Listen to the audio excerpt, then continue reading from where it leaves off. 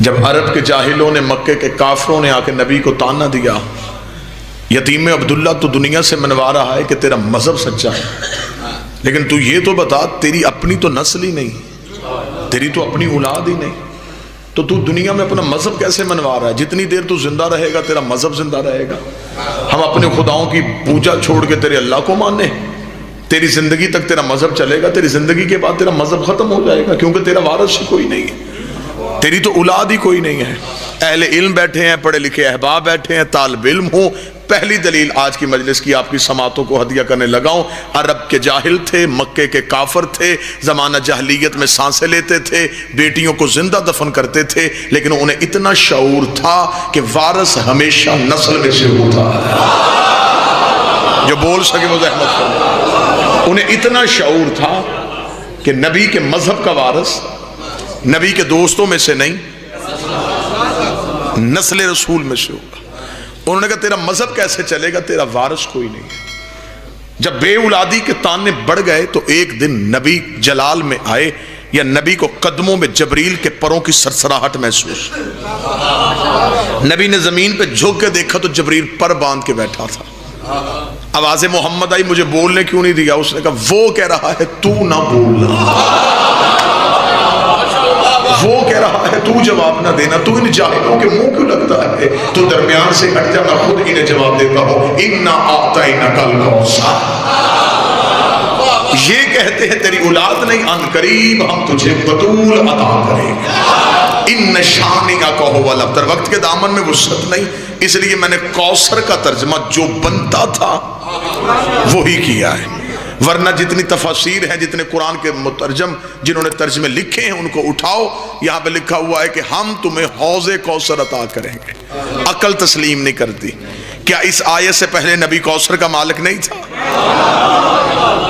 اگر اس آیت میں نبی کو کوثر کی ملکیت کا کہا گیا تو معاذ اللہ ثم معاذ اللہ، اس کا مطلب اس سے پہلے کوثر کا مالک نہیں تھا۔ ایک ترجمہ یہ لکھا گیا کہ خدا نے کہا میں تجھے خیر کثیر عطا کروں گا، اس ترجمے کو بھی عقل نہیں مانتی، کیونکہ نبوت خود خیر کثیر ہے۔ وہ کون سا خیر ہے جو نبی کے پاس نہیں تھا؟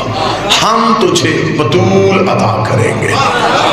ان شانئک هو الابتر، جنہوں نے تجھے بے اولاد ہونے کا تانا دیا، میں اللہ وعدہ کرتا ہوں یہ ابتر رہیں گے۔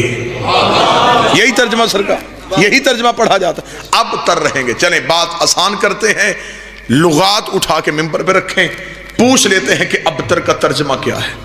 ابتر کے 5 ترجمے ہوئے، چھٹا ترجمہ مجھے کسی لغت میں المنجل سے لے کے حروف مانی تک نہیں ملا، صرف 5 ترجمے ہوئے ابتر کے۔ ابتر کہتے ہیں بے اولاد کو، ابتر کہتے ہیں مقطوع النسل کو، ابتر کہتے ہیں دمبریدہ کو، ابتر کہتے ہیں لاوارث کو، ابتر کہتے ہیں لا خاندان کو۔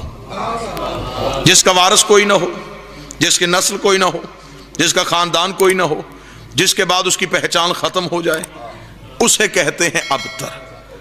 خدا نے قرآن میں کہا جنہوں نے تجھے بے اولاد کہا، میں وعدہ کرتا ہوں یہ ابتر رہیں گے، ان کی نسل نہیں ہوگی، ان کا بیٹا نہیں ہوگا، ان کا خاندان نہیں ہوگا، ان کی پہچان نہیں ہوگی۔ جو قرآن نے دعویٰ کیا، کیونکہ قرآن ہمیشہ دعویٰ کرتا ہے، تصدیق ہمیں تاریخ سے لینی پڑے گی۔ پھر میں نے تاریخ کا طالب علم ہو کے ہسٹری سے سوال کیا کہ جو دعویٰ قرآن نے کیا تھا کیا وہ دعویٰ سچا ثابت ہوا؟ تو تاریخ کے ماتھے پہ شرمندگی کا پسینہ آ گیا۔ تاریخ نے کہا میں شرمندہ ہوں، میرے دامن میں نبی کے اتنے بڑے بڑے دشمن ہیں، جو دشمن بھی تھے اور صاحب اولاد بھی تھے، دشمن بھی تھے ان کی نسلیں بھی تھیں۔ تفصیلات کا وقت نہیں، تاریخ نے بتایا ابو جہل نبی کا سب سے بڑا دشمن تھا، اس کا بیٹا تھا، آس نبی کا دشمن تھا، اس کا بیٹا تھا، حارث نبی کا دشمن تھا، اس کا خاندان تھا، نوفل نبی کا دشمن تھا، اس کی نسل تھی، خویلد نبی کا دشمن تھا، اس کا بیٹا تھا، زمان نبی کا دشمن تھا، اس کا بیٹا تھا، حتیٰ کہ بڑھتے بڑھتے آگے چلے آتے ہیں، آج کے دور میں کھڑے ہو جاتے ہیں، سلمان رشدی نبی کا دشمن ہے، اس کی اولاد ہے، تسلیمہ نسرین نبی کا دشمن ہے، اس کی اولاد ہے، مرزا غلام احمد قادیانی نبی کا دشمن ہے، اس کی اولاد ہے۔ پھر ہمیں بتایا جائے کہ ابو جہل سے لے کے مرزا غلام احمد قادیانی تک یہ سارے دشمنی بھی نبی سے کرتے رہے اور صاحب اولاد بھی رہے، ان کی نسل بھی رہی نہیں، ان کا خاندان بھی رہا، پھر قرآن کے دعوے کو کہاں لے کے جائیں گے؟ اللہ قرآن میں کہتا ہے جو ان کا دشمن ہو وہ بے اولاد بھی ہوتا ہے، وہ بے نسل بھی ہوتا ہے، وہ بے نام و نشان بھی ہوتا ہے۔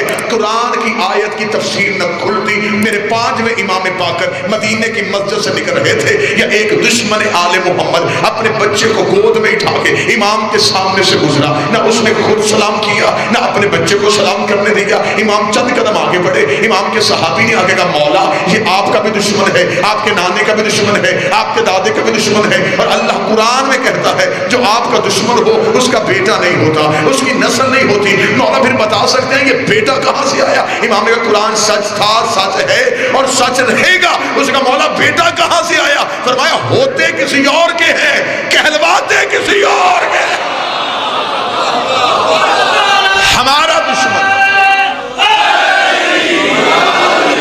ہمارا دشمن سب کچھ ہو سکتا ہے، حلالی نہیں ہو سکتا۔ سورہ کوثر کی عملی تفسیر بن کے 15 رمضان کو سیدہ کے گھر حسن جیسا قرآن اترا،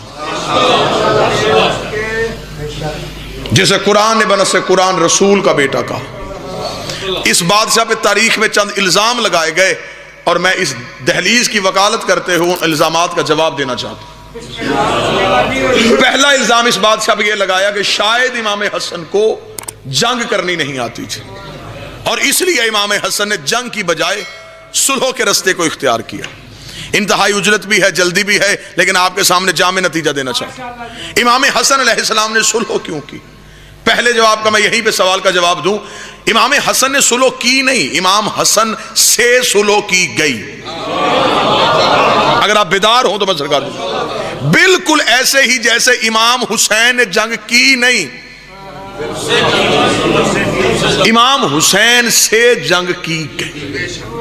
اگر امام حسن کی جگہ امام حسین بھی ہوتے تو وہی کرتے جو امام حسن نے کیا، اور اگر امام حسن امام حسین کی جگہ پہ ہوتے تو بالکل وہی کرتے جو حسین نے کیا۔ مصلحت تھی ہے، حکمت ہے امامت کی۔ نبی نے صلح حدیبیہ کی کیوں کی؟ حکم تھا، کیونکہ جنگ اور ہے، جہاد اور ہے۔ معصوم کبھی بھی جنگ نہیں کرتا، جہاد کرتا۔ جہاد گردنیں کاٹنے کو نہیں کہتے، یہ تو جہاد کا فلسفہ آج تبدیل کر دیا گیا نا، کہ جہاد کہتے ہیں لڑنے کو، جنگ و جدال کا نام جہاد نہیں۔ جہاد نکلا جہد سے، جہد کہتے ہیں کوشش کو، آخری کوشش تک جانا کہ دشمن گر جائے، اور پھر دشمن اگر آپ کی جان پہ حملہ کر دے پھر آپ نے دفاع کرنا ہے۔ اسلام کی جتنی بھی جنگیں ہیں وہ دفاع میں ہوئی ہیں، کبھی بھی اسلام نے کسی کے گھر جا کے حملہ نہیں کیا۔ جنگ اور ہے، جہاد اور ہے، اس میں اور آسان انتہائی پڑھے لکھے